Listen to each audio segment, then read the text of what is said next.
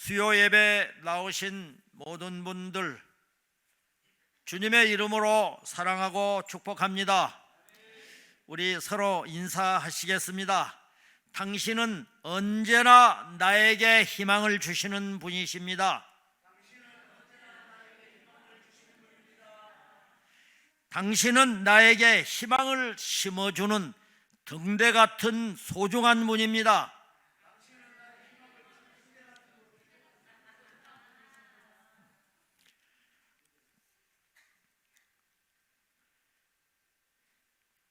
미국 출신의 작가이면서 저세술 강사인 데일 카네기의 일화입니다. 그가 한참 활동하던 시절 미국의 경제 대공황이 닥쳤습니다. 모든 사람이 힘겨워하는 가운데 그의 상황도 악화되어서 마침내 깊은 절망에 빠지고 맙니다. 이제 더는 희망이 없었던 그는 더 살 힘도 능력도 없음을 절망하고 강물에 몸을 던지려고 강 쪽으로 향하고 있었습니다. 그런데 한 남자가 그에게 소리쳤습니다. 뒤를 돌아보니 두 다리를 잃은 사람이 바퀴 달린 판자에 앉아서 있는 것이었습니다. 그 사람 역시 매우 절망적인 것 같이 보였습니다. 하지만 그의 얼굴에 미소를 지으면서 카네기에게 말을 걸었습니다. 연필 몇 자루만 사 주시겠습니까?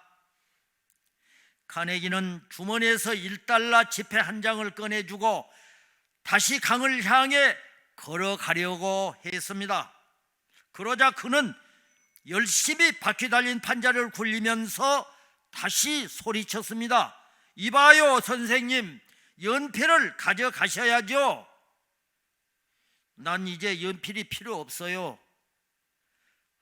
하지만 그는 계속 카네기를 따라오면서 소리를 쳤습니다. 연필을 가져가든지 아니면 돈을 도로 가져가라고 소리쳤습니다. 더욱 놀라운 것은 두 다리가 없는 그 남자는 그 상황 속에서도 계속 미소를 머금고 있었습니다. 어쩔 수 없이 카네기는 그 남자의 연필을 받아들 수밖에 없었습니다. 그런데 그 연필을 받아든 순간 이미 자살할 마음이 사라져 버렸습니다. 훗날 카네기는 자서전에서 이렇게 표현했습니다. 그 당시에는 나는 살아갈 희망이 없었습니다. 나는 신발이 없음을 비관하고 한탄해서 자살하려고 했는데 거리에서 발이 없는 사람을 만났습니다. 그는 두 다리가 없으면서도 웃음을 잃지 않았고 열심히 연필을 팔고 있는 그를 보고 나도 살아야겠다는 결심을 했습니다. 하나님께서 우리에게 말씀하십니다. 신명기 11장 14, 15절을 보겠습니다. 여호와께서 너희 땅에 이른 비 늦은 비를 적당한 때에 내리시리니 너희가 곡식과 포도주와 기름을 얻을 것이요 또 가축을 위하여 들에 풀이 나게 하시리니 내가 먹고 배부를 것이라. 아멘. 우리는 인생길을 살아가다 보면 슬픈 일과 기쁜 일을 많이 만나게 됩니다. 그러나 슬픈 일을 만났다고 해서 지나치게 비관할 필요는 없습니다. 슬픔이 지나고 나면 기쁨이 찾아오고 비수기가 지나면 성수기가 찾아오기 때문입니다. 바닥이 어딘지 모르게 하강곡선을 그리다가도 때가 되면은 상승할 것이기 때문입니다. 이스라엘 백성들이 타락하고 변질하고 범죄 가운데 있다가 하나님의 징계를 받아서 바벨론 포로로 끌려갔는데 이 비참한 상황에서도 하나님은 백성들에게 희망의 메시지를 전합니다. 당시 이스라엘 백성들 중에는 거짓 선지자의 근거 없는 낙관론으로 인해 이방 많은 사람들이 기쁨을 누리는 사람들이 있는가 하면 반대로 극단적 비관론으로 회복은 없다 하면서 절망 가운데 죽어가는 사람들이 많이 있었습니다. 그때 하나님은 정확한 말씀을 통해서 새로운 변화에 대한 메시지, 즉 반드시 회복되고 일어날 수 있다는 희망의 메시지를 주신 것입니다. 예레미야 29장 14절에서 말씀합니다. 이것은 여호와의 말씀이니라. 나는 너희들을 만날 것이며 너희를 포로된 중에서 다시 돌아오게 하되 내가 쫓아 보내었던 나라들과 모든 곳에서 모아 사로잡혀 떠났던 그곳으로 돌아오게 하리라. 이것은 여호와의 말씀이니라. 아멘. 볼 수도 없고 들을 수도 없고 말할 수도 없는 삼중고의 고난 속에서도 항상 감사와 기쁨의 삶으로 세계 수많은 장애인들과 역경과 고난 속에서 힘겨워하는 모든 사람들에게 희망과 용기를 주었던 삶을 살았던 헬렌 켈러는 희망은 보이지 않는 것을 보게 하고 만져지지 않는 것을 느끼게 할 뿐만 아니라 불가능한 것을 달성하게 한다고 말했습니다. 어떤 사람은 눈앞에 펼쳐진 부정적인 현실만을 바라보면서 실망하고 좌절하고 포기합니다. 그러면서 현재보다 더 나은 미래를 주기 위해서 그 문제 뒤에서 우리를 기다리시는 하나님을 바라보지 못한다는 것입니다. 하나님은 내가 현재에 머물러 주저앉는 것을 원치 않습니다. 고난을 이겨내는 사람, 더 나은 내일을 기다리는 사람이 되기를 원하십니다. 하나님이 주시는 미래와 희망을 우리는 보아야 합니다.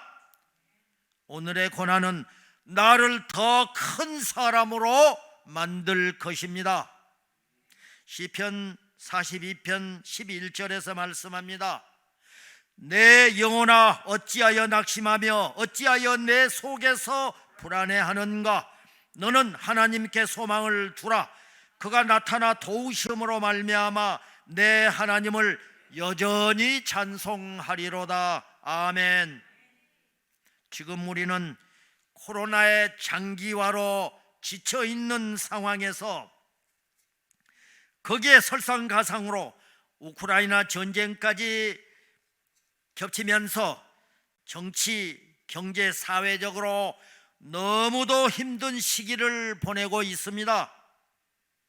불안정한 일자리, 특히 청년들은 학자금 대출 상환, 지약 없는 취업 준비, 또 치솟는 물가와 은행 금리는 천정부지로 올라가고만 있습니다. 이로 인한 과도한 비용으로 인해 폐기와 에너지 넘치는 도전 정신으로 사회 중심에 되어야 할 젊은이들은 연애도 출산도 결혼도 포기하거나 기약 없이 미루고 있는 현실입니다. 거기에 더해서 내 집 마련과 인간관계를 포함해 이제는 취미생활과 꿈과 희망까지 모두 포기하는 그야말로 최악의 안타까운 시대에 우리는 살아가고 있습니다. 그러나 절대로 포기해서는 안 됩니다. 특히 피해 중심에 서 있는 청년들과 젊은 계층에 간곡히 부탁합니다. 갈증은 결코 오래 가지 않습니다. 꿈을 포기하지 않고 열심히 노력하고 기다리면은 하나님의 때에 하나님은 이른 비와 늦은 비를 내려 주십니다. 끝까지 인도하시고 가장 좋은 길로 인도하시는 우리 하나님은 내가 걷는 길을 촉촉히 적셔 주실 것입니다. 하나님이 주시는 기회를 잡는 날, 그야말로 멋진 인생이 펼쳐질 것임을 믿으시기 바랍니다. 고린도전서 10장 13절에서 말씀합니다. 사람이 감당할 시험 밖에는 너희가 당한 것이 없나니 오직 하나님은 미쁘사 너희가 감당하지 못할 시험 당함을 허락하지 아니하시고 시험 당할 즈음에 또한 피할 길을 내사 너희로 능히 감당하게 하시느니라. 아멘. 하나님은 고난을 주시지만 반드시 피할 길도 같이 주시는 선하신 우리 아버지가 되십니다. 성공에는 초심을 잃지 말고, 실패에는 희망을 잃지 말고, 삶에는 신념을 잃지 말라고 했습니다. 또 얼굴에는 웃음을 잃지 말라는 말이 있습니다. 성경에는 실패한 사람들의 이야기가 많이 나옵니다. 모세도 인생의 실패를 많이 겪은 사람이었습니다. 젊은 혈기의 모세는 자기 동족을 괴롭히는 애굽의 감독관을 쳐서 죽인 후에 보복이 두려워서 멀리 미디안으로 도망하였습니다. 그곳에서 양치는 목동으로 40년의 세월을 보냈습니다. 애굽 왕자의 특권을 누리면서 화롭게 살던 그가 하루아침에 목동이 되어서 양들과 함께 40년의 세월을 혹독한 훈련으로 그 광야에서 살았던 것입니다. 그러나 모세가 광야에서 자신을 훈련하고 준비할 때 하나님께서는 모세를 부르셔서 위대한 애굽의 지도자로 사용하시었습니다. 할렐루야. 역사상 위대한 업적을 남긴 사람들은 극히 고통과 시련을 만날 때 더 풍성한 열매를 맺었습니다. 음악가 베토벤은 청각장애라는 시련을 이기고 감미로운 불후의 명곡을 남겼습니다. 존 버니어는 얼음장 같은 감방에서 13년의 그 세월을 보내면서 철로 역정을 집필했습니다. 파스테르는 반신불수의 시련 속에서도 질병에 대한 면역 체계를 개발했습니다. 에디슨은 청각장애의 시련을 겪고 죽음기를 발명했고, 영국의 시인 존 밀턴은 시각장애임에도 깊은 신앙과 깊은 영성으로 신라권을 저술했습니다.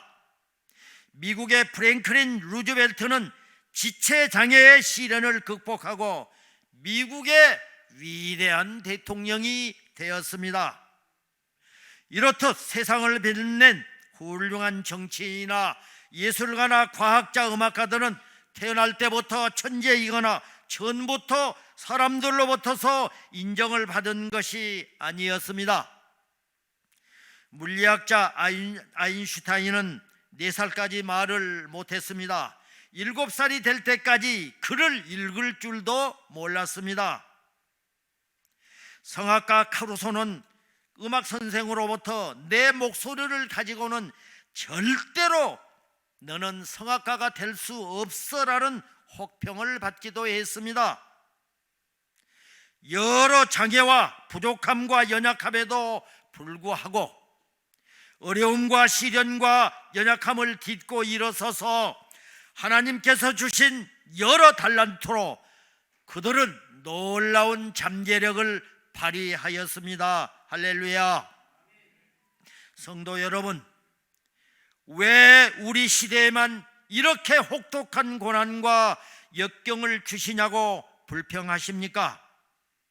육체의 장애와 인생의 고난, 감당하기 힘든 환경과 상황 앞에서 포기하고 좌절하고 계십니까? 세상 사람들의 비난과 무시, 자존심을 상하게 하는 여러 가지 말들에 상처받아 낙심하고 계시지는 않습니까? 하나님께서 지금 우리에게 말씀하십니다.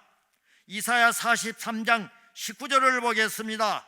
보라, 내가 새 일을 행하리니 이제 나타낼 것이라. 너희가 그것을 알지 못하겠느냐? 반드시 내가 광야의 길을 사막의 강을 내리니. 아멘. 제가 70대 후반을 살아오면서 시대마다 고비마다 지금보다도 더 혹독한 시련과 고난을 만날 수 있었습니다. 이렇듯 우리의 앞은 누구도 예측할 수 없는 불투명함 그 자체이지만 우리 하나님은 우리보다 먼저 가셔서 길을 준비하시고 예비하시는 긍휼이 풍성하신 하나님이십니다. 지금도 하나님은 우리 앞서 가셔서 먼저 일을 하고 계십니다. 그러므로 그 하나님을 믿고 의지하면서 우리들은 두려워하지 말고 강하고 담대하게 나아가야 합니다. 앞에서 살폈듯이 위대한 역사는 편안하고 자유로운 가운데 이루어진 것이 아니라 심히도 고통스럽고 모든 것을 포기하고 싶은 절망적인 상황 속에서 꽃이 피었습니다. 우리가 십자가 능력으로 주님의 손에 붙들리기만 한다면 연약한 우리도 하나님 나라 확장에 아름답게 사용하실 수 있도록 기회를 주시는 하나님이십니다. 그렇다면 우리가 실패의 자리에서 회복의 길로 나아가려면 어떻게 해야 할까요? 첫째, 실패를 끝이라고 생각하지 마십시오. 실패는 새로운 시작이요 도전이기 때문입니다. 실패도 한 번도 실패한 적이 없는 사람보다 실패했지만 다시 일어선 사람이 강한 사람이요 성공할 수 있는 사람입니다. 왜냐하면 넘어짐은 일어섬을 배우는 과정이기 때문입니다. 다시 일어서면서 더 강해지기 때문입니다. 넘어졌다가 일어서면서 덜 넘어질 수 있는 지혜를 터득하게 됩니다. 특별히 넘어졌다가 다시 일어서면서 하나님의 도움을 받을 줄 아는 사람은 매우 지혜스러운 사람입니다. 하나님이 도와주시면 우리는 얼마든지 다시 일어설 수 있습니다. 그래서 십자가는 다시 일어서는 곳이요 새 출발하는 곳입니다. 십자가는 다시 일어설 수 있는 용기를 얻는 곳입니다. 둘째로, 실패를 통해서 우리는 값진 교훈을 배울 수 있음을 명심하십시오. 실패의 경험은 돈을 주고도 살 수 없는 값진 기회인 것입니다. 사람들은 흔히 생각하기를 실패 때문에 불행해진다고 하지만은 사실은 그렇지 않습니다. 실패의 고난 때문에 불행해지는 것이 아니라 실패의 고난을 즐길 줄 몰라서 불행해지는 것입니다. 이제 실패의 고난을 믿음으로 즐겨 보십시오. 그 실패의 고난을 만날 때 주님 곁으로 더 가까이 가 보시기 바랍니다. 그러니까 실패의 고난을 고통으로 받지 않고 기회로 삼아 말씀 묵상과 기도와 찬양의 삶을 사는 사람에게는 하나님께서 피할 길도 주시고 감당할 힘도 주시고 다시 일어설 수 있는 힘을 주십니다. 그래서 그 실패의 고난이 하나님이 내 곁에 계심을 알게 하려는 은혜임을 깨닫고 감사할 때 우리는 더욱 전진할 수가 있습니다. 셋째로, 실패한 자리에서 하나님을 더 의지하시기 바랍니다. 오히려 우리는 실패 때문에 하나님을 찾게 되고 하나님을 더 가까이 하게 되고 하나님을 더 부르게 됩니다. 모세도 애굽의 왕자일 때는 자신만만했고 교만했고 자신만을 의지했습니다. 그러나 젊은 혈기를 억제하지 못함으로 보기 좋게 넘어지고 말았습니다. 그러나 40년간의 광야 훈련을 통해 다시 일어선 모세가 하나님이 보내심을 받았을 때에 그를 통해 이스라엘의 출애굽의 역사가 시작되었으며 위대한 영도자로 우뚝 세움을 받았습니다. 할렐루야. 내가 실패한 것처럼 생각될 때 주님은 나에게 이렇게 말씀하십니다. 인식아, 실패란 내가 실패자란 뜻이 아니라 내가 아직 성공하지 못했다는 뜻이란다. 실패란 내가 무엇인가를 배웠다는 뜻이란다. 실패란 내가 내 시간을 허비했다는 뜻이 아니라 그 실패를 거울 삼아 다시 시작할 기회가 있고 더 열심히 노력해야 한다는 뜻이란다. 그러니 이제 그만 낙심하고 다시 일어서거라. 그리고 내 곁으로 더 가까이 오거라. 나에게 말씀하십니다. 할렐루야. 베드로전서 5장 7절에서 말씀하십니다. 너희 염려를 다 주께 맡기라. 이는 그가 너희를 돌보심이라. 아멘. 오늘 본문 말씀을 통해서 하나님께서 우리의 영혼을 희망으로 바꾸어주는 치유의 메시지를 주십니다. 힘겨운 세상을 살아가면서 내가 누군가의 삶을 희망 모드로 바꿔주는 자가 된다면 얼마나 고귀한 삶일까 생각을 해 봅니다. 오늘 수요 예배에 나온 모든 분들은 가족과 이웃에게 언제나 희망 모드로 살게 하신 분들임을 믿습니다. 또 희망을 심어주는 등대 같은 사람이 되시길 주님의 이름으로 축복합니다. 21세기 희망의 실학자 위르겐 몰트만이 말했듯이 이 세계가 희망을 가졌든 못 가졌든 간에 우리는 하나님의 희망 계획을 믿고 살아가는 그리스도인들입니다.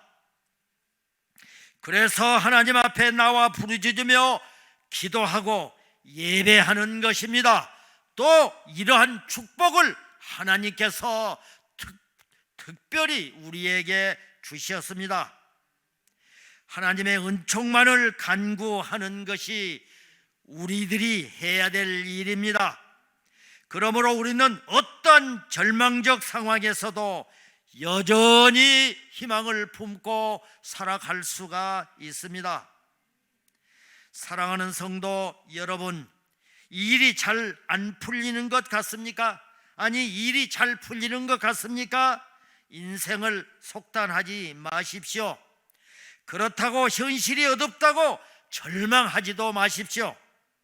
오늘 우리 가정 환경이나 사회 상황이 최악이라 할지라도 하나님의 계획을 믿으시기 바랍니다. 주님은 우리에게 이렇게 말씀하십니다. 너희를 두고 내가 계획하고 있는 일들은 오직 나만이 알고 있단다. 내가 너희를 두고 계획하고 있는 일들은 재앙이 아니라 번영이다. 너희에게 미래에 대한 희망을 주려는 것이란다. 아멘. 지금 어떤 일이 막혀 있거나 답보 상태에 있습니까? 영어로 no가 아닙니다. on입니다. 즉 하나님의 복된 섭리가 진행 중이라는 것입니다. 우리는 스페인 문학가 세르반테스가 등장시킨 돈키호테스라는 가공인물을 통해서 배워야 할 교훈이 있습니다. 어떤 절망적 상황에서도 희망을 품고 살아가야 한다는 것입니다. 그럼 우리는 무엇을 근거로 미래와 희망을 가지고 살아갈 수가 있을까요? 첫 번째, 평안입니다. 하나님은 우리에게 재앙이 아니라 미래와 평안을 주십니다. 오늘 본문 말씀인 11절을 함께 보겠습니다. 여호와의 말씀이니라. 너희를 향한 나의 생각을 내가 아나니 평안이요 재앙이 아니니라. 너희에게 미래와 희망을 주는 것이니라. 아멘. 우리에게 미래와 희망을 선포하십니다. 하나님은 우리에게 일어난 나쁜 일까지도 좋은 결과로 바꾸어 주시는 사랑이 많으신 우리 아버지가 되십니다. 오늘 말씀은 딱 한마디입니다. 지금 이스라엘 백성들이 바벨로니아 제국의 포로로 끌려가서 잠시 고생하지만 하나님은 반드시 새로운 번영을 회복해 주시겠다는 미래 보장입니다. 우리는 환상 중에서 하나님을 체험합니다. 때로는 환난 중에서도 하나님을 더욱 생생하게 체험합니다. 성경과 역사에 등장하는 믿음의 사람들은 환난 날에 만난 하나님을 더욱더 찬양하고 있습니다. 시편 120편 1절에서 한 시인은 이렇게 노래합니다. 시편 120편 1절을 보겠습니다. 내가 환난 중에 여호와께 부르짖었더니 내게 응답하셨도다. 아멘. 시편 46편 1절에서 이렇게 노래합니다. 시편 46편 1절을 봅니다. 하나님은 우리의 피난처시요 힘이시니 환난 중에 만날 큰 도움이시라. 아멘. 우리 모두 하나님의 은혜로 극적인 승리자가 되시길 축복합니다. 하나님께서는 위대한 반전의 은혜를 주실 줄 믿고 기대하고 기다리시기 바랍니다. 어떤 경우도 포기해서는 안 된다는 것입니다. 둘째로 우리를 향한 하나님의 생각은 희망입니다. 미래가 보장되는 희망을 우리에게 주신다는 것입니다. 본문 13절을 보겠습니다. 너희가 내게 부르짖으며 내게 와서 기도하면 내가 너희들의 기도를 들을 것이요 너희가 온 마음으로 나를 구하면 나를 찾을 것이요 나를 만나리라. 아멘. 하나님은 더 나은 희망과 미래로 우리들에게 축복하십니다. 고난을 만났을 때 나에게 와서 부르짖고 기도하면 너희 기도를 들어줄 것이다. 또 온 마음으로 나를 찾고 구하면 내가 너를 만나 줄 것이다. 이렇듯 하나님은 아무리 암담한 상황 속에서도 밝은 미래가 열릴 것이라는 희망을 우리에게 주시면서 우리가 더욱더 희망을 가지고 살도록 비전을 주십니다. 이제 우리 모두는 우리 인생 TV에서 절망의 채널을 완전히 꺼버리시기 바랍니다. 그리고 희망 채널에 고정시켜 놓고 항상 예수님과 동행하며 살아가시길 주님의 이름으로 축복합니다. 할렐루야. 미국 교회의 영적 거장이신 캠벨 모간 박사는 1871년 10월에 시카고에 대화재가 발생한 일이 있었습니다. 그때 가게가 완전히 전소된 한 사람의 이야기를 들려줍니다. 화재 다음 날 아침에 어떤 분이 잿더미로 변해버린 자기 가게 앞에 이런 글귀를 써 놓았습니다. 저와 아내와 아이들 그리고 희망을 제외한 모든 것이 화마에 소실되어 버렸습니다. 그러함에도 내일 아침부터 정상 영업합니다. 가게의 모든 것들이 다 불에 타 전소되었어도 희망은 여전히 남아있다는 선언입니다. 그 당시 시리와 좌절에 빠진 사람들에게 너무도 큰 용기를 주는 희망의 선언이었습니다. 라틴어 문장에 이런 좋은 말이 있습니다. 스페로 스페라. 숨을 쉬는 한 희망은 있습니다. 할렐루야.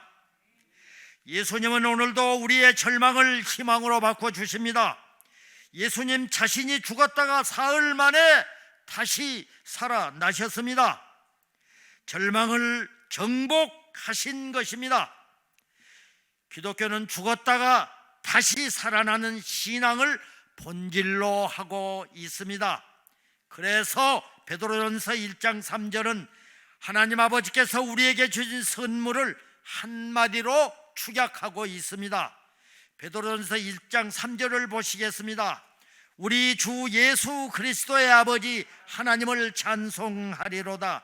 그의 많으신 긍휼대로 그리스도를 죽은 자 가운데서 부활하게 하심으로 말미암아 우리를 거듭나게 하사 산 소망이 있게 하시며. 아멘.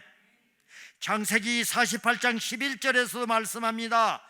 야곱이 요셉에게 이르되 내가 내 얼굴을 보리라고는 생각하지 못하였더니 하나님이 내게 내 자손까지 보게 하시었도다. 아멘.